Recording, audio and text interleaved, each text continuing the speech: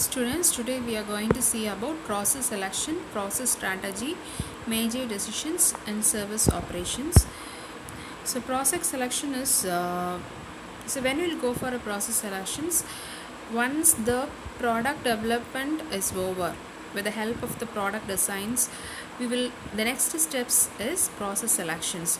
So, process selections refers to the way the productions of goods and services is organized. Here we will think about the selection of technology, capacity planning, layout of facilities, and design of work system. Selection of technology is whether we want to go with the existing technology or we need to upgrade our technology so that our production's time and cost of production is a minimum one. Next one is capacity planning. Capacity planning we studied already in second unit. Capacity planning is with respect to our resource capacity. Resources in the sense of men, machine, material and money, in which quantity and quality our capacity should be to go with the new product designs.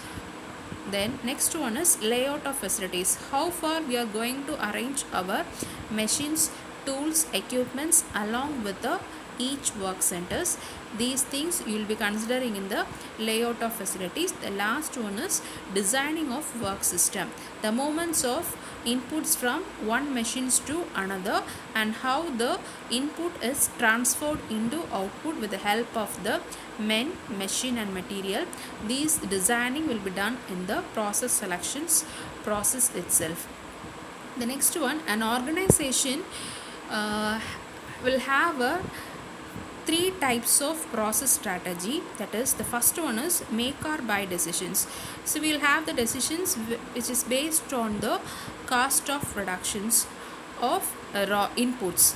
That is, if the whether we want to make or buy our inputs is purely depends on the cost involved in it and the capacity or facilities we have in us.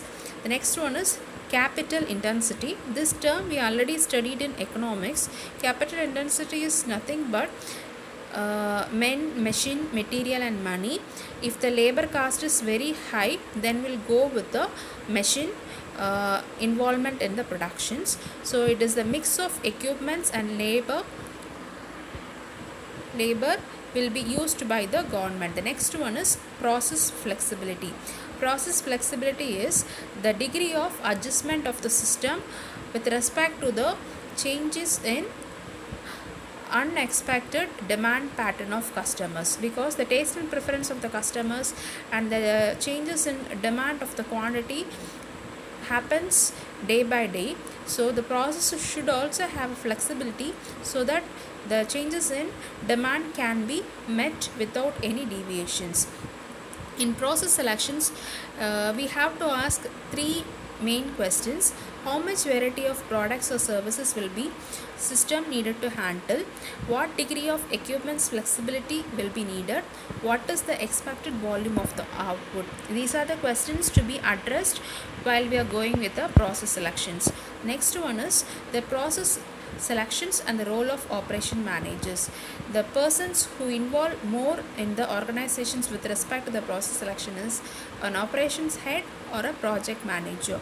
So process selections allows an operations manager to better understand the need for the management of technology, whether he has to use the existing technology or he has to make some changes in the technology with respect to the cost reductions, and together he will also decide about the capacity planning which meets the irregular demand pattern of the customer.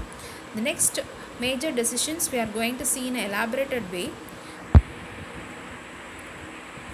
So first process selection decision is process by market orientations.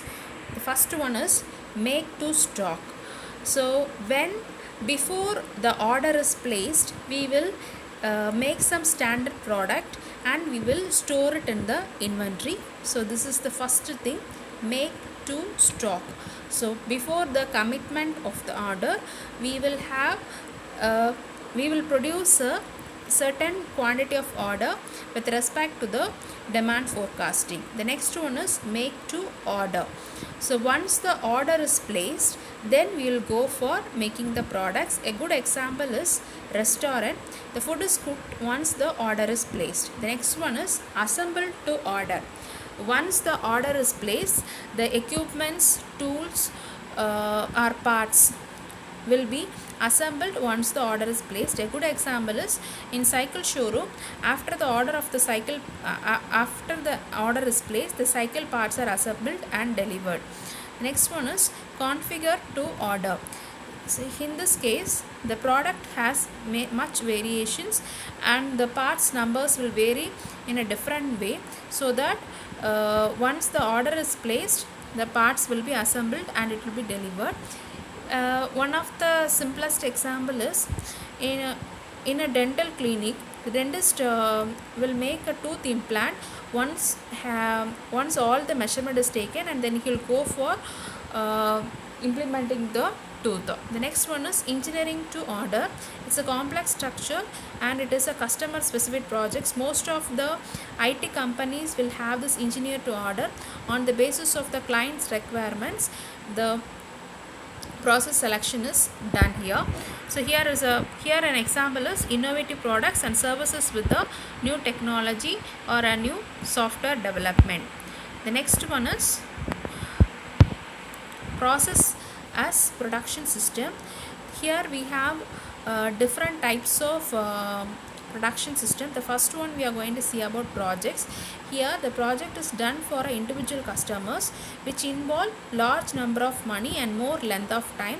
Customers are very few, and the production process will be select on the basis of the customer requirements, and he will also take part in this process selections because he is the dual investors, and his own ideas will also consider. Even he will monitor in each stage how the process is happening. A good example is IT companies projects with the MNCs, other foreign companies. The next one is batch productions. So here the production is done with a small batch to meet the demand. That is making products one at a time for time consuming and cost prohibitive. The production system that processes items in a small group or batches. So here the production is done with a small group or batches. It is called as batch productions. The next one is mass productions. Here we have to produce a large number of products at a period of time. So mass production is producing the more standardized products in a larger quantity than the batch productions, and it will be a economically handled one. Example for this is car productions, or any cosmetics products can also be an example for the mass productions. Or a pencil or a pen, lakhs of pencil can be produced with one batch, one mass productions. The next one is continuous productions.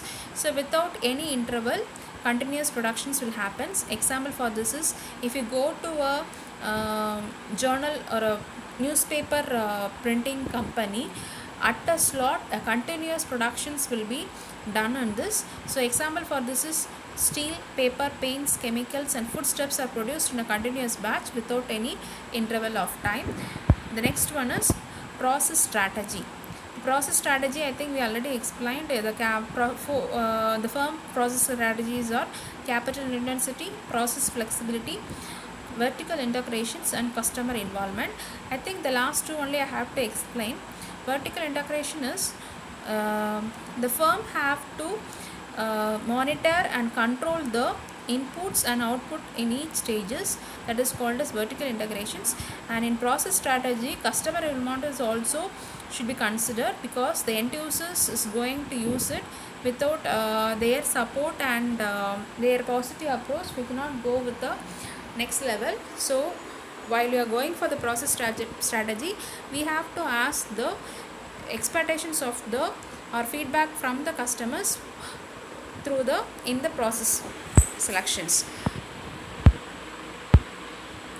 Next we are going to see about factors influencing process selections. So we have a few factors which influences capacity planning, facility equipment, layout, that is facility layout, work designs of the machine as well as for the labors, and technological change, product services, and forecasting. Our estimations about the future demands, all the things are factors influences the process selections. Next we are going to see about the interactions between product, service design and process design. So first we are going to see the first inputs is product or service ideas, that is given by the designers or the marketing people who suggest these are the feedbacks given by the customer. So you want to make some changes in the existing products. So the next one is we'll think about whether economical possibility or a technical possibility is available to make some changes in the existing products, and whether we'll get a good return on investment in the future. All the things will be analyzed in the next stage. And here the two categories there: product service design and product process design, and how these two things are connected we are going to see. So in product service designs we have the criteria like preliminary designs, prototype manufacturer, market feedback, performance test result, design modifications, final design, and design freeze. So first one is we will have a preliminary designs, that is approximately we will have a design or a we will put a rough draft designs. Then we will have a prototype, we will have a model for manufacturing, how this designs can be implemented. After this prototype is over, we will have a market feedback, we will give the sample to the market and we will ask the customers whether they are satisfied with the new changes made in the existing products. The next one is we will evaluate the performance test results with respect to the market feedback. After that we will make some modifications in the design and the final design is implemented. The next one is we will finally freeze the design. So there is again a continuations interactions with the product process designs. Once the design is freezed, again we will go with the product process design, selection of type of process, vertical integration studies, that is studies that happens from the inputs to the conversion of outputs, and we will monitor and control each stages whether the process is going in a smoothful way or not. Next one is process product studies, equipment studies, facility studies, design modification, final process designs. Both are continuous interactions will happens with respect to the product designs, whether the process meets with the product designs or not. Each stage it will be evaluated. Finally the product will be moved to the market, and the company will check whether the new product is successful with respect to the return on investment.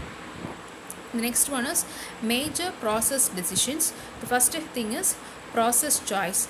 Here we have continuous productions and intermittent productions. I already explained continuous production is without any interval, the production is done in a continuous way. Example I told is newspaper production unit or a steel production unit or a paper production unit or any other chemical production unit.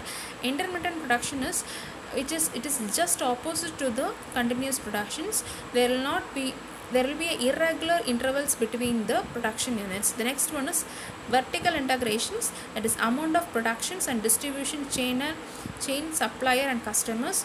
All the things will be evaluated and we will check whether the product development with respect to the new is happening or not. Next one is resources flexibility with respect to the employees, facilities, equipments.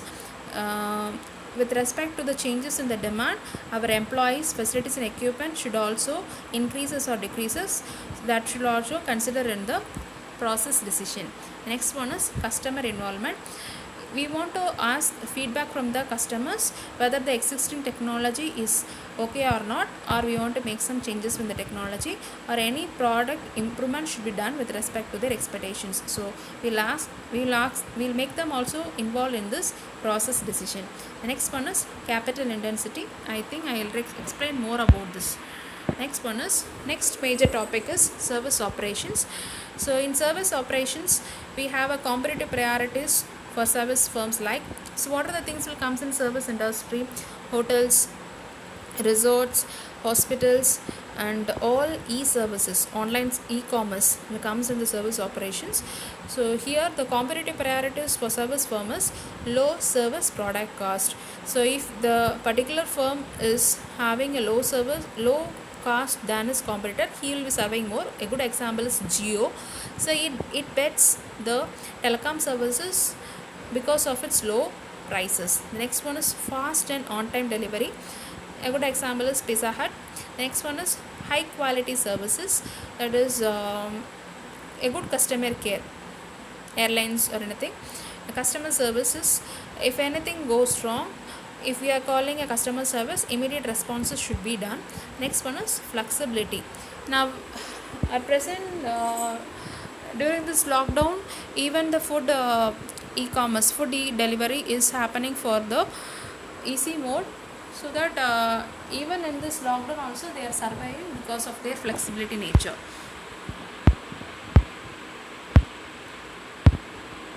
Next one is types of service operations.